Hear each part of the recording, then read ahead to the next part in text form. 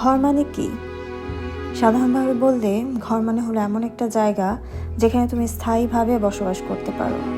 কিন্তু আমাদের জীবনে সত্যি কি কোনো কিছু স্থায়ী? আমি অনেকবার আমার পৈতৃক বাড়ি ছেড়েছি। যখন পড়াশোনার জন্য চীনে গিয়েছিলাম, ভেবেছিলাম হয়তো এটাই আমার নতুন ঘর। তারপর যখন বুদাপেস্টে গেলাম, আরেকবার সেই ঘর হওয়ার অনুভূতি পেলাম। কিন্তু মাঝে মধ্যেই বাংলাদেশের জন্য মন কাঁদতো, যেটাকে আমরা বলি হোম সিকনেস। আবার যখন ছুটিতে বাংলাদেশে ফিরতাম, তখন বুদাপেস্টের কথা খুব মনে পড়তো। তখন মনে হতো ঘর আসলে একটা অনুভূতি, যেখানে তুমি স্বস্তি পাবে, ভালোবাসা পাবে, নিজেকে প্রকাশ করতে পারবে আর মনের আনন্দে হাসতে পারবে। এই সকালে ইস্তানবুলে এসেছি, আর মাত্র 2 দিন পর আমি ঘরে ফিরব, মানে বাংলাদেশে ফিরব। তবে এখানে ঘর বলতে শুধুই বাংলাদেশকে বলছি না।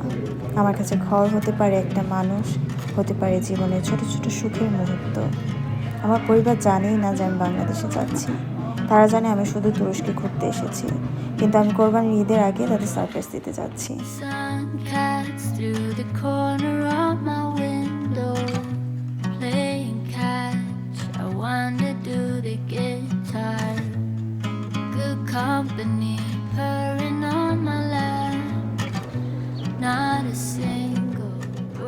আচ্ছা, ঘর কি একটা বিদেশি শহরেও খুঁজে পাওয়া যায়? হয়তো যায়।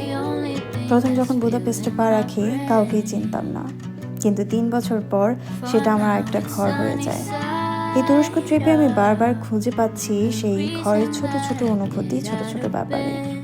হয়তো এই সফরের পর ইস্তানবুল আমার আরেকটা ঘর হয়ে যাবে।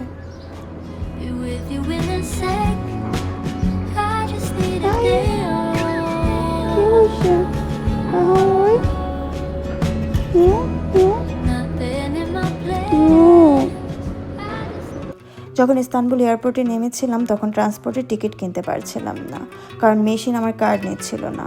তখন এক আরব মহিলা আমাকে সাহায্য করলেন। তিনি ইংরেজি বা তার্কিশ ভাষা কিছুই বলছিলেন না। আমি আর তিনি ভাষা ছাড়াই একে অপরকে বুঝেছি।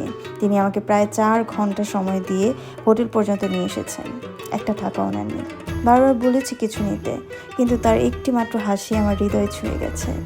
মনে হয়েছিল এই পৃথিবীতে এখনো ভালোবাসা আছে, এখনো মানুষ মানুষকে বোঝে।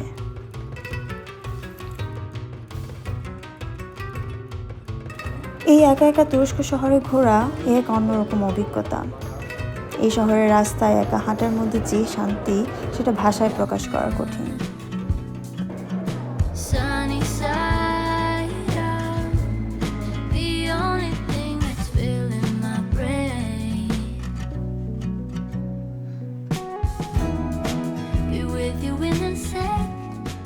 রেস্টুরেন্টে ঢুকলে কেউ হয়তো ইংরেজি জানে না, কিন্তু তাদের হাসি মুখ, আতিথেয়তা আর আন্তরিক ব্যবহার মনে হয় যেন নিজের বাড়িতেই খাচ্ছি।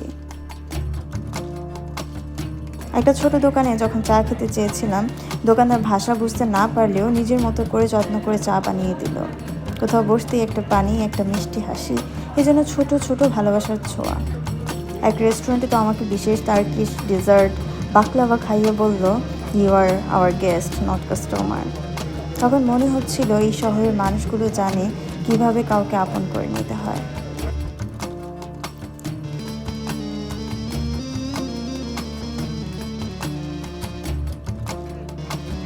ব্লু মস্কের সামনে দাঁড়িয়ে যখন আজানের ধ্বনি কানে এলো, সেই মুহূর্তে মনে হলো আমি কোথাও হারিয়ে যাইনি, বরং ঠিক এখানেই খুঁজে পেয়েছি নিজেকে।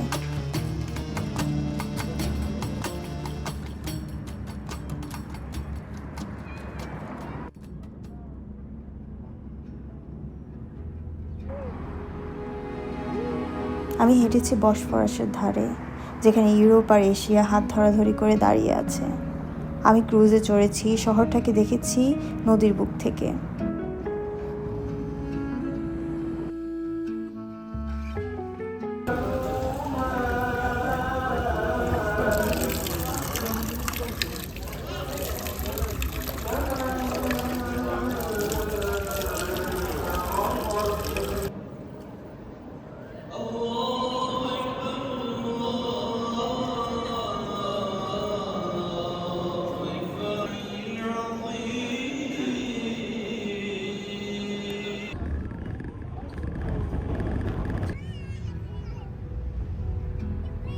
এশিয়ান সাইডে পৌঁছে মনে হলো এই অপরিচিত শহরটাও এখন আমার খুব আপন।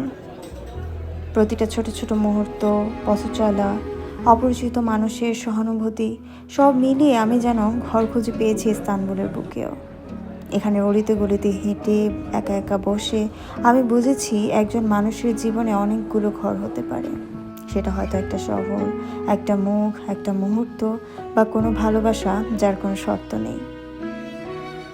বাইরে অঝোর বৃষ্টি হচ্ছে, যেন প্রকৃতি নিজেই আমার সাথে কান্না মিশিয়ে দিয়েছে। গাড়ির কাঁচ বেয়ে জল গড়িয়ে পড়ছে আর আমি চুপচাপ বসে আছি। হৃদয় জুড়ে অদ্ভুত এক উত্তেজনা। আজ আমি ফিরছি, আরেকটা ঘরে ফিরছি।